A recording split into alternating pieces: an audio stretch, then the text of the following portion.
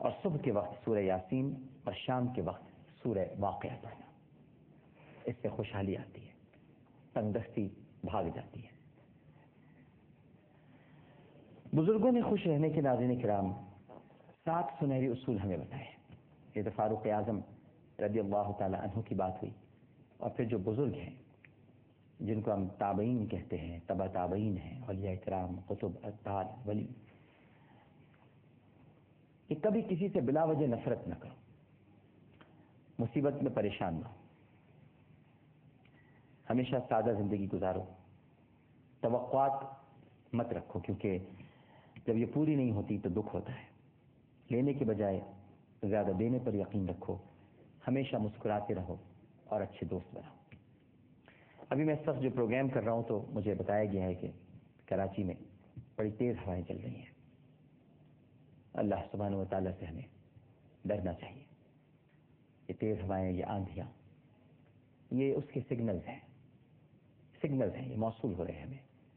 کہ اللہ ہم سے ناراض ہے۔ جس شہر میں ہر وقت ہم لاشیں گرائیں،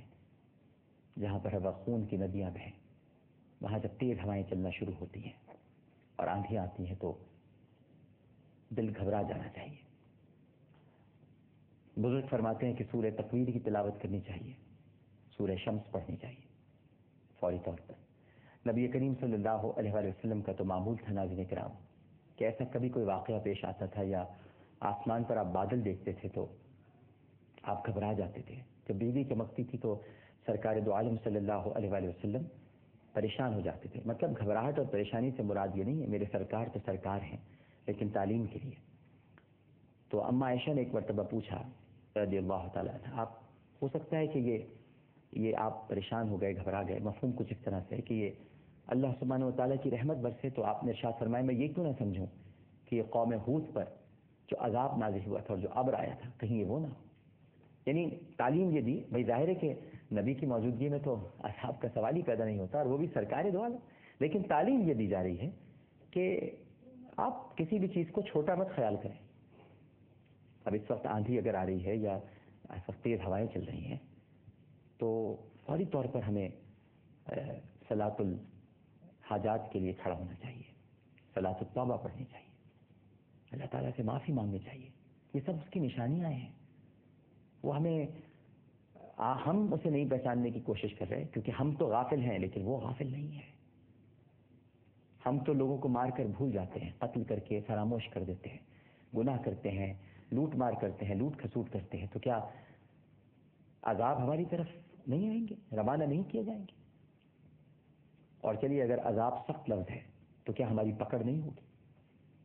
اس سب سے ہوشیار رہنا چاہیے ہمیں۔ اہل کراچی سے میں یہی کہوں گا کہ ان تیز ہواؤں کو خدا کی طرف سے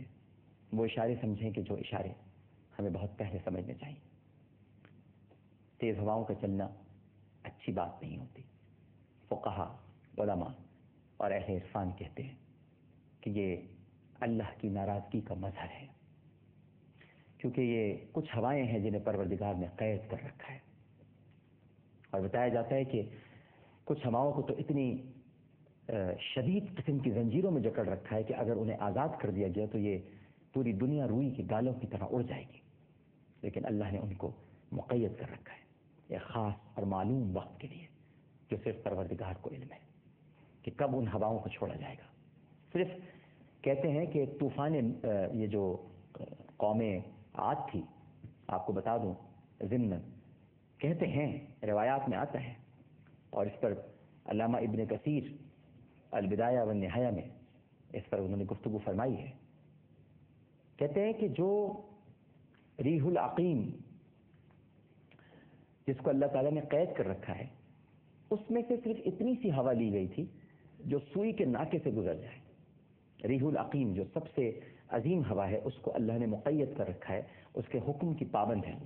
اس میں سے صرف اتنی ہوا لی گئی جو سوئی کے ناکے سے گزر جائے، اور صرف اس ہوا کی وجہ سے قوم عاد تباہ ہو گئی تھی۔ اور قوم عاد کی اگر آپ کو جسامت پتہ چل جائے تو آپ اپنے ہوش کھو بیٹھے، یعنی سمجھ لیجئے کہ 12 سے 17 آدمی اگر کھڑے ہو جائیں تو ایک آدمی ان کا ہے قد کے اعتبار سے،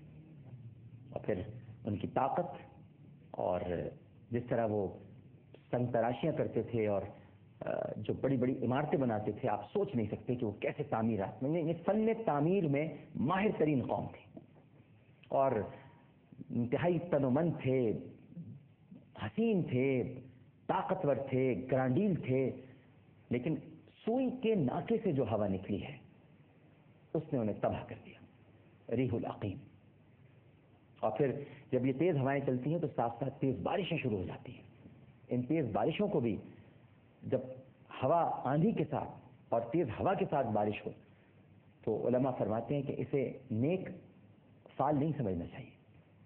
یہ اللہ تعالیٰ کی رحمت نہیں ہوتی بلکہ خدا کی ناراضگی کا ایک عکس ہوتا ہے کہ جو وہ آپ کو دکھانا چاہتے ہیں کہ میں اپنے بندوں سے اس وقت خوش نہیں ہوں، اور بندوں کو چاہیے کہ وہ اللہ کو راضی کریں، اسے منائیں۔ مجھے نہیں معلوم کہ اس وقت تیز ہوا کے ساتھ کیا ہو رہا ہے، لیکن مجھے بتایا اتنا گیا تھا کہ تیز ہوائیں چل رہی ہیں شہر میں۔ پھر میرا فرض ہے کہ چونکہ میں اس وقت لائیو پروگرام کر رہا تھا، مجھے باتیں آپ سے دوسری کرنی تھی، لیکن یہ میرا فرض بنتا ہے کہ میں آپ کو بتاؤں کہ اگر تیز ہوائیں چل رہی ہیں اور اگر ان کے ساتھ بارش بھی شروع ہو جائے تو پھر تو ہمیں اور بھی زیادہ خدا کے خوف کا شکار ہونا چاہیے اور خدا کے خوف میں مبتلا ہونا چاہیے۔ شکار لفظ مناسب نہیں ہے، ہمیں خدا کے خوف میں مبتلا ہونا چاہیے اور صلاۃ الحاجات پڑھنی چاہیے، صلاۃ التوبہ پڑھنی چاہیے، استغفار کرنا چاہیے۔ ہم استغفار تو کر نہیں رہے ہیں، تو اب مجھے نہیں معلوم کہ اس وقت کیا ہو رہا ہے، لیکن اگر تیز بارش ہو رہی ہے ہوا کے ساتھ تو پھر جو اس وقت ہمارے پروگرام دیکھ رہے ہیں ان سے گزارش کروں گا کہ اس وقت فوری طور پر استغفار کی تسبیحات پڑھیں،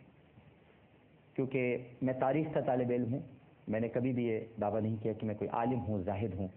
یا کوئی بہت بڑا عالم دین ہوں، بالکل نہیں ہوں۔ میں تاریخ میں نے پڑھا ہے